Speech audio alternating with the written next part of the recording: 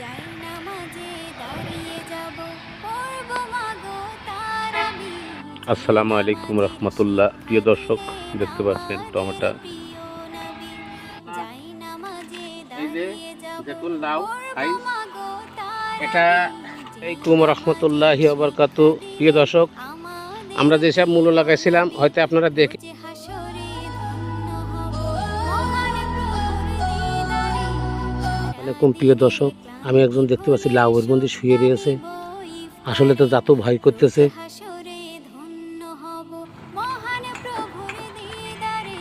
সারা দিনের ক্লান্তি ভুলে সুখটা নিব ইফতারে।